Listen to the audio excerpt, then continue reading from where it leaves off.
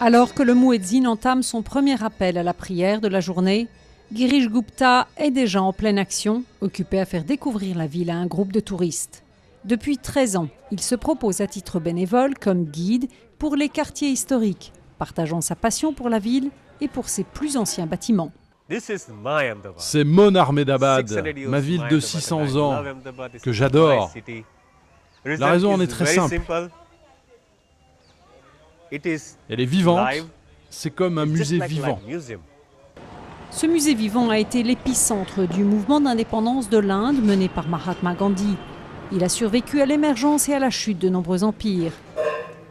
L'histoire y est écrite à ciel ouvert. Mais négligé depuis des générations, l'état de certains bâtiments commence à trahir leur âge. Une fois que les gens sont plus aisés, ils changent de style de vie. Ils quittent les vieux quartiers et vont dans les nouveaux quartiers. Les vieilles bâtisses, elles, restent comme elles sont. C'est pour cela qu'elles ont été négligées. Pour Maharshi Mehta, pourtant, il n'est pas question de quitter sa vieille maison. Il défend au contraire la préservation des vieux immeubles. C'est plus facile à dire qu'à faire quand le toit fuit, les planchers flanchent et le système électrique menace. Je n'ai pas l'argent nécessaire pour faire tout cela.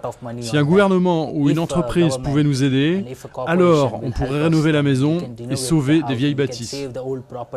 L'oncle de Maharshi, Jagdeep Mehta, a eu la chance de voir sa maison se faire offrir une restauration complète avec l'aide du gouvernement français. L'affaire a pris 11 mois. 2 architectes et près de 20 ouvriers y ont travaillé. Le résultat est là.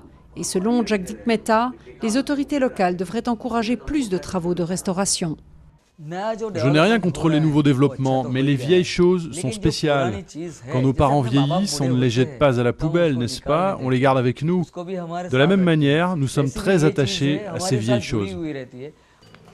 Mais par où commencer? Avec quelques 12 000 bâtisses historiques qui auraient grand besoin de rénovation, ce sont les finances qu'il est difficile de localiser.